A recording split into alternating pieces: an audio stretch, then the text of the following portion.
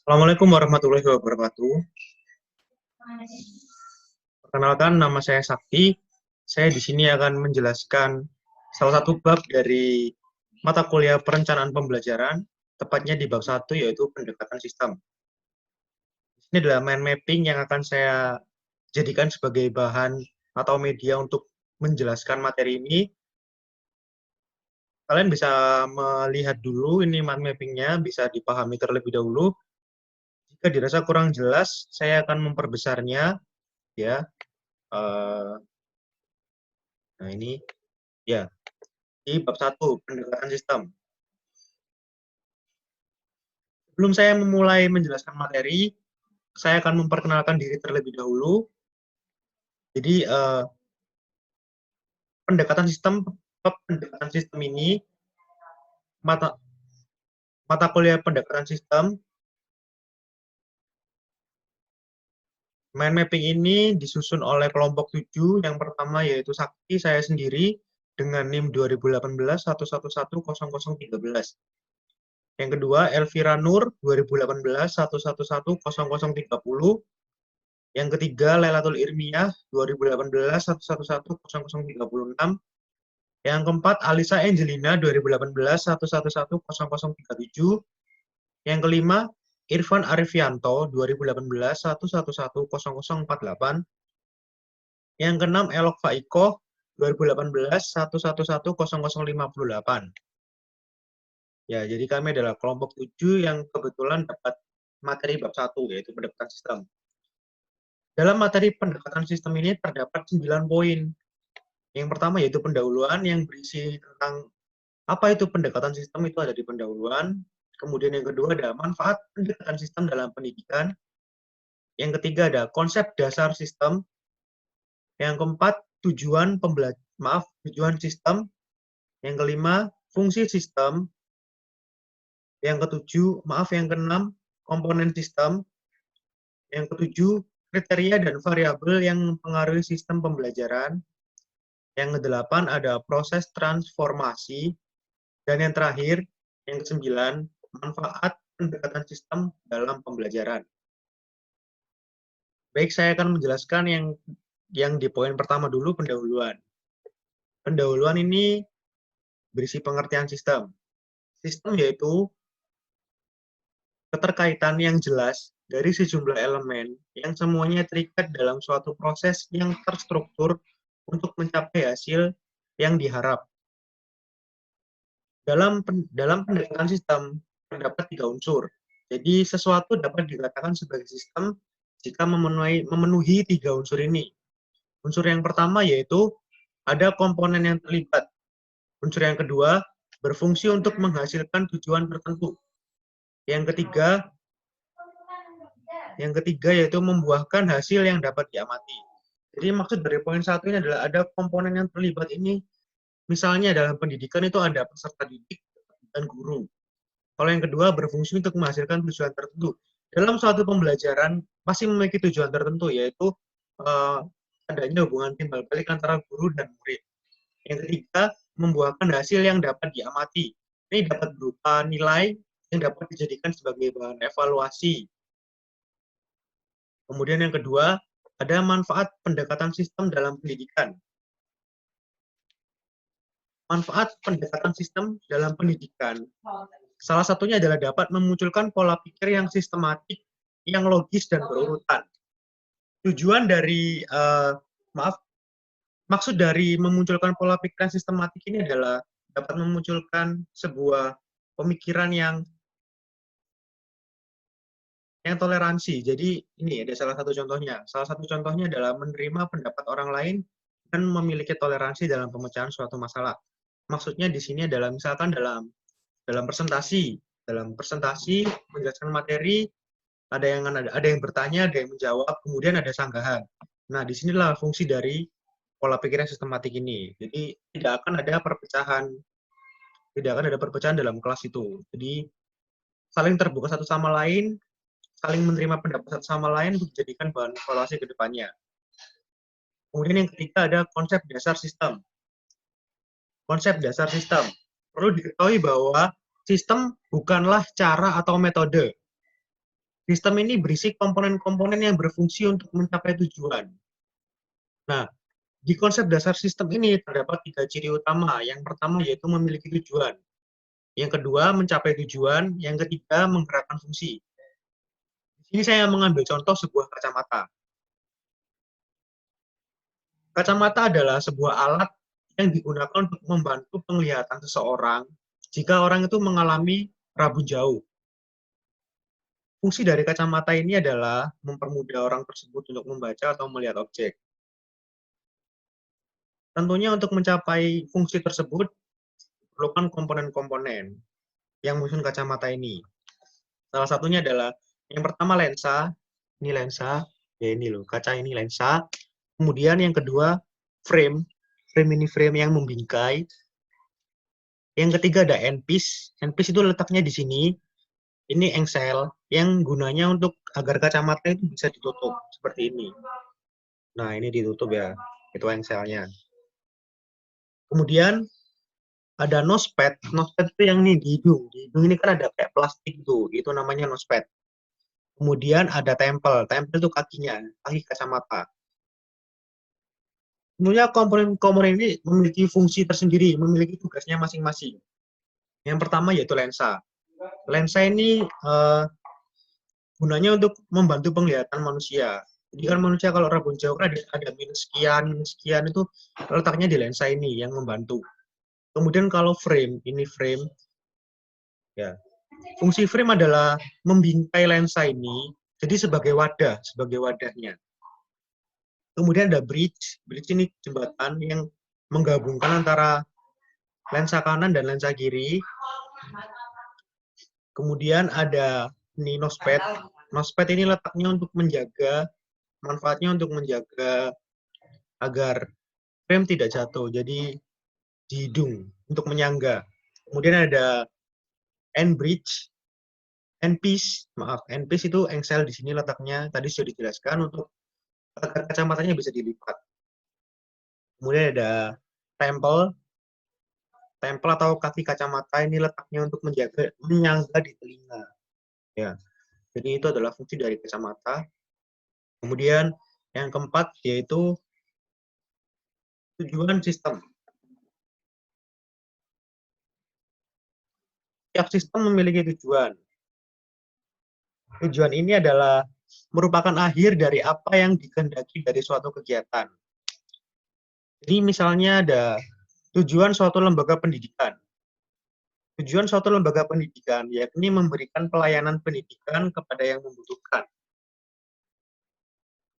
Sedangkan pembelajaran bertujuan agar terjadi perubahan perilaku baik dari aspek afektif, kognitif maupun psikomotor sesuai dengan tingkatan taksonomi yang telah dirumuskan terlebih dahulu. Itu adalah contohnya. Kemudian ada fungsi sistem. Fungsi sistem ini, jadi misalnya itu untuk mencapai tujuan yang telah ditetapkan, diperlukan berbagai fungsi yang beraktivitas. Jadi dapat dikaitkan, dapat diartikan bahwa fungsi sistem adalah sebagai suatu alat atau proses yang menghantarkan menuju tujuan. Contohnya adalah pembelajaran. Pembelajaran agar berjalan lancar, dapat mencapai tujuan secara optimal, diperlukan fungsi perencanaan, fungsi administrasi, fungsi pelaksanaan, fungsi bimbingan, fungsi penilaian, dan lain sebagainya. Itu adalah contoh dari fungsi sistem. Jadi kalau tujuan adalah yang dikehendaki dari akhir yang dikehendaki dari suatu kegiatan itu namanya tujuan. Kalau fungsi ini alat yang menghantarkan agar dapat mencapai tujuan itu. Jadi saling keterkaitan satu sama lain. Kemudian yang keenam ada komponen sistem. Komponen sistem ada 4, yaitu terdapat 2 komponen. 2 komponen ini ada komponen integral dan komponen non-integral. Yang kedua, saling berhubungan satu sama lain. Yang ketiga, keseluruhan yang bermakna. Yang keempat, merupakan bagian dari sistem yang lebih besar. Jadi untuk yang pertama ini terdapat 2 komponen. Yang pertama komponen integral. Komponen integral. Komponen integral ini adalah komponen yang tidak dapat dipisahkan dari keberadaan sistem itu sendiri. Artinya jika komponen ini hilang, maka akan hilanglah keberadaan suatu sistem. Misalnya, komponen peserta didik dan guru dan sistem lembaga pendidikan. Jika salah satunya hilang, kan ada guru, ada siswa dalam suatu sistem pendidikan. Jika salah satunya hilang, maka sistem ini tidak akan berfungsi. Seperti itu. Kemudian ini ada komponen non-integral, artinya berkebalikan dengan komponen integral. Komponen tidak integral ini sama dengan komponen pelengkap. Artinya walaupun komponen ini tidak ada, maka tidak akan mempengaruhi keberadaan suatu sistem. Contohnya, dalam suatu sekolahan. Dalam suatu sekolahan itu tidak memiliki perpustakaan. Tidak memiliki perpustakaan bukan berarti sekolah ini harus tutup. Perpustakaan dalam sekolah itu memang penting, tapi itu hanya sebagai pelengkap saja. Jadi syarat berdirinya sekolah itu bukan berarti harus memiliki perpustakaan. Itu yang dimaksud dengan komponen non-integral. Kemudian yang kedua ada komponen sistem yang saling berhubungan. Jadi maksudnya di sini adalah setiap komponen dalam suatu sistem saling berhubungan atau saling berinteraksi, saling mempengaruhi dan saling berkaitan. Misalnya, kalau komponen mata tidak berfungsi, maka akan merusak sistem tubuh lainnya. Jadi kalau misalkan ada orang yang minus, tidak segera periksa itu akan menimbulkan rasa pusing yang berkepanjangan. Oleh karena itu, diperlukan kacamata sebagai alat bantunya. Kemudian yang ketiga, keseluruhan yang bermakna. Maksudnya dari keseluruhan yang bermakna ini adalah setiap komponen dalam suatu sistem merupakan keseluruhan yang bermakna. Jadi bukan hanya bagian-bagian terpisah, tetapi satu kesatuan yang bermakna. Contohnya adalah organ tubuh manusia. Ada telinga, hidung, mulut, gigi, mata, tentunya itu saling berkaitan satu sama lain. Kemudian yang keempat ada merupakan bagian dari sistem yang lebih besar. Jadi sesungguhnya komponen dalam suatu sistem adalah bagian dari sistem yang lebih besar. Jadi komponen-komponen ini pada dasarnya adalah subsistem dari suatu sistem.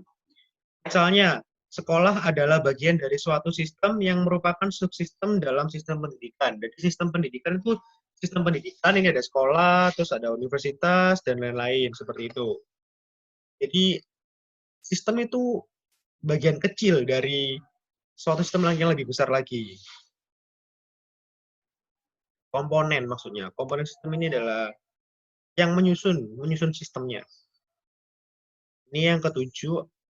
Oh, maaf, ini ada lagi, anjir. Di sini, merupakan makna dari sistem yang lebih besar. Misalnya di pembelajaran, tadi sempat disebutkan bahwa sekolah adalah subsistem dari sistem pendidikan. Ini ada contoh lagi, yaitu pembelajaran. Dalam pembelajaran memiliki komponen-komponen. Yang pertama, yaitu peserta didik, yang kedua tujuan, yang ketiga kondisi peserta didik, yang keempat sumber belajar, yang kelima hasil belajar. Ini adalah contoh dari komponen yang maksud pembelajaran. Kemudian yang ketujuh ada kriteria dan variabel yang mempengaruhi sistem pembelajaran. Yang pertama ada hasil belajar. Hasil belajar ini dapat dilihat dari dua aspek, aspek produk dan aspek proses. Jadi aspek produk ini yang dihasilkan oleh siswa.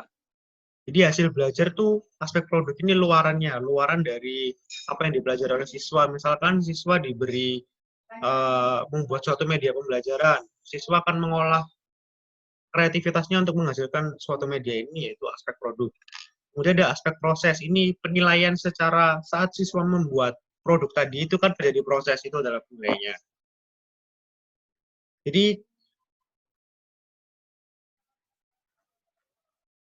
kemudian ada variabel, yang pertama guru, peserta didik, sarana dan prasarana lingkungan. Jadi maksudnya di sini adalah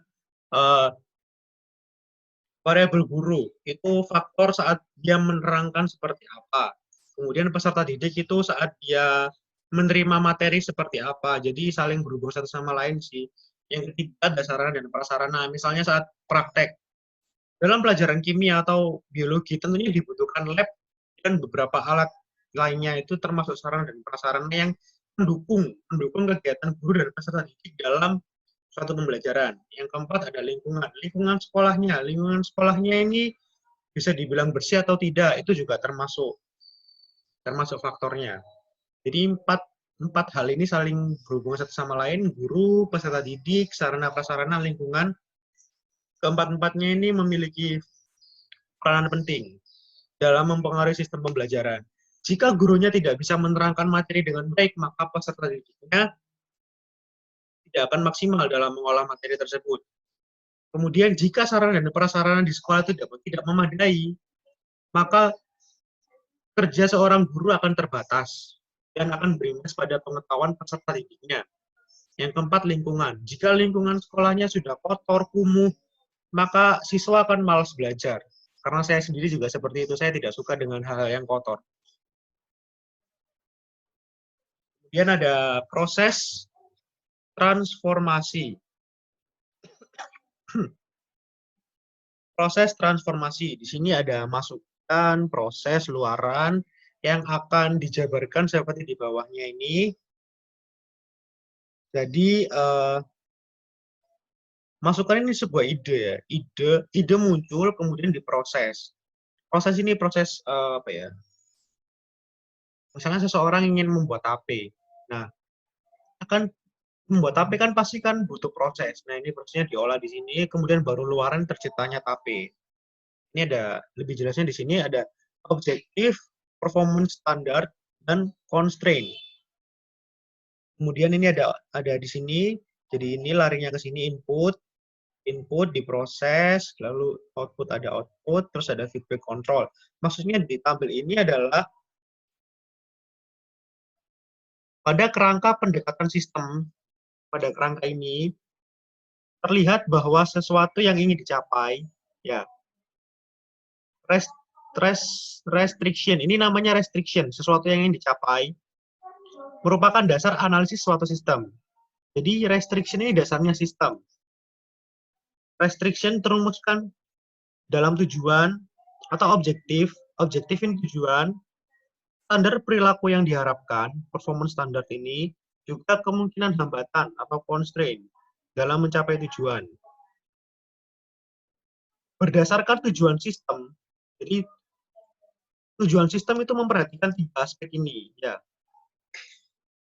Kemudian dalam mencapai tujuan. Berdasarkan kepada tujuan sistem, selanjutnya dirumuskan masukan, akan muncul masukan. Jadi sesuatu yang ingin dicapai memperhatikan 3 aspek ini, ada objektif, performance standar, lalu kemudian constraint. Lalu dirumuskan dalam suatu ide atau input, yakni sesuatu yang ingin dicapai sesuai tujuan. Masukan atau input dari tersebut itu diproses sehingga menghasilkan luaran atau output, yang nantinya akan muncul sebuah feedback control untuk memperbaiki perbaikan atau revisi. Jadi seperti itu arusnya. Kemudian ada yang terakhir ini, manfaat dalam pembelajaran. Manfaat pendekatan sistem dalam pembelajaran ada 4.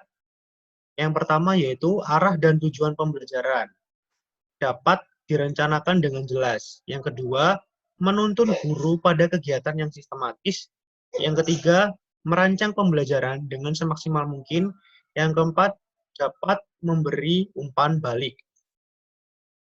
Ya, sekian dari yang bisa saya jelaskan. Kurang lebihnya mohon maaf. Jika ada kata yang berbelit, saya mohon maaf. Terima kasih sudah menyimak. Wassalamualaikum warahmatullahi wabarakatuh.